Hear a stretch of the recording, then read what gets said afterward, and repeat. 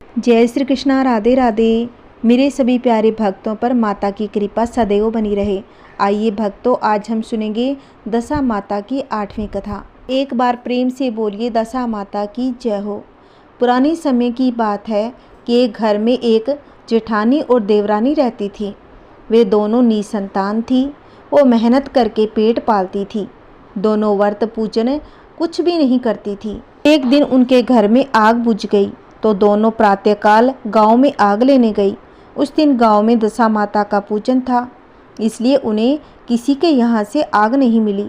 आग न मिलने पर जेठानी देवरानी से कहने लगी कि देवरानी, आज हम दोनों का भी व्रत रहेगा। शाम को आग मिलने पर ही रसोई बनाकर भोजन करेंगी। शाम हो जाने पर जेठानी अपनी पड़ोसन के यहाँ से आग लेने गई। पड़ोसन ने जेठानी को आदरपूर्वक बैठाया। जेठानी ने पड़ोसन से पूछा, दशा माता का पूजन करने से क्या होता है? पड़ोसन ने बताया कि जिस बात की इच्छा करके डोरा लिया जाता है वह इच्छा अवश्य ही पूर्ण हो जाती है। जेठानी यह सुनकर पड़ोसन से बोली, अगली बार जब डोरा लेना हो तो मुझे भी बता देना, मैं भी डोरा लूँगी। जेठानी जैसी आग लेकर घर के बाहर आई तो उसे गाय चक्कर लगाती दिखाई दी। गवाला पीछे आ रहा था। उसके कंधे पर एक बछड़ा था और एक गाय बछड़े को चाटते हुए चल रही थी। पड़ोसन ने गवाले से पूछा, तुम्हारी गाय के पहला बच्चा है क्या? गवाले ने कहा, हाँ। पड़ोसन ने फिर पूछा, गाय ने बछड़ा दिया है या बछिया? गवाला बोला, ये तो बछड़ा है। यह जाकर जेठानी से पड़ोसन ने कहा कि घर जाकर दशा माता का डोरा ले लो। 9 दिन तक व्रत रखकर कथा सुनना तथा 10वें दिन सिर सहित स्नान करके पूजा करना। दशा माता चाहेगी तो 10 दिन के भीतर ही तुम्हारी मनोकामना पूर्ण हो जाएगी। जेठानी ने घर जाकर सारी बातें देवरानी को बताई। दोनों ने दशा माता से मनौती मांगी, यदि हम दोनों की संतान होगी तो हम सुहागिनों को न्योता देंगे। दोनों ने दशा माता का डोरा लिया और दशा माता की कृपा से डोरी की पूजा से पहले ही दोनों देवरानी जेठानी गर्भवती हो गई। 9 महीने 9 दिन के बाद दोनों ने यहाँ 2 लड़कों ने जन्म लिया। बालकों के नामकरण संस्कार के बाद देवरानी ने जेठानी से कहा, हमने जो सुहागिनों को न्योतने की मनौती मांगी थी उसे अब पूरा करना चाहिए। जेठानी ने कहा कि अभी ऐसी क्या जल्दी है, जब लड़कों का अन्नप्राशन संस्कार होगा तब सुहागिनों को न्योता देंगे। जब लड़कों का अन्नप्राशन संस्कार हुआ तब देवरानी जेठानी से सुहागिनों को न्योतने की बात कही, परंतु जेठानी ने बात को टाल दिया और कहा कि लड़कों के मुंडन संस्कार पर सुहागिनों को न्योता देंगे। होते होते कुछ समय बाद लड़कों का मुंडन संस्कार भी हो गया। देवरानी ने जेठानी को सुहागिनों के न्योतने की फिर से बात कही। जेठानी फिर अपनी देवरानी को बोली, लड़कों की सगाई के समय सुहागिनें न्योती जाएगी। लड़के बड़े हो गए, उनकी सगाई भी हो गई, परंतु जेठानी ने अब की बार भी सुहागिनें नहीं न्योती। जेठानी बोली, जिस दिन लड़कों के फेरे होंगे उसी दिन सुहागिनों को न्योता देंगे। इस पर देवरानी बोली, बहन, तुम्हारी जब इच्छा हो तब सुहागिनों को न्योता दे देना, परंतु मैं तो लगन के दिन ही सुहागिनें न्योत दूंगी। देवरानी ने लगन के दिन सुहागिनों को न्योता दिया, परंतु जेठानी ने कुछ भी परवाह नहीं की। लगन के बाद मातृ का पूजन करके दोनों दूल्हे बारात सजाकर बैंड बाजे सहित ब्याहने चले गए।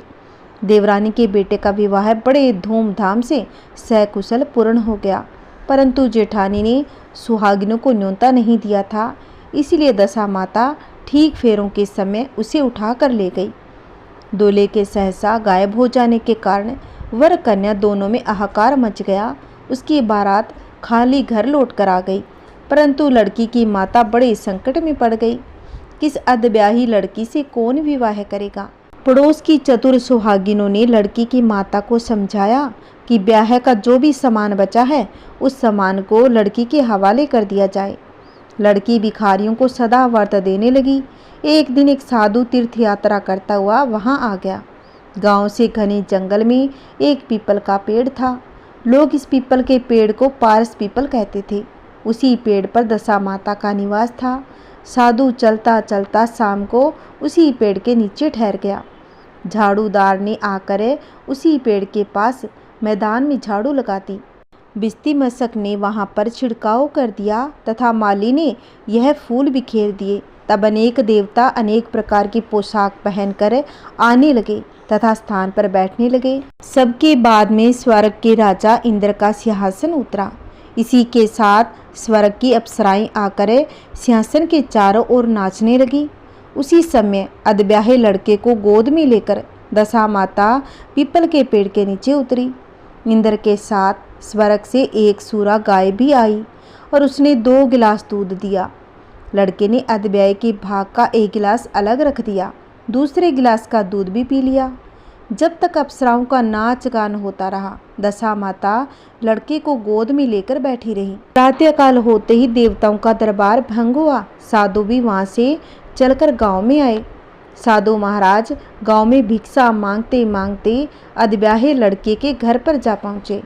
लड़की ने आदरपूर्वक साधु को बैठाया और भोजन करा दिया। लड़की ने 3 पतल परोस कर रखे। पहली पतल अधब्याहे अपने पति के लिए रखी, दूसरी पतल बाबा जी के सामने रखी और एक पतल अपने सामने रखी। बाबा ने अपने आप कहा, वाह, जो बात मैंने रात वहाँ देखी वही बात यहीं भी देखने को मिल गई। लड़की ने पूछा, क्या बात है बाबा जी? साधु बाबा ने बात टालते हुए कहा, हम वैरागी लोग ऐसी अनेक बातें करते रहते हैं, तुम्हें ऐसी बातों से क्या मतलब?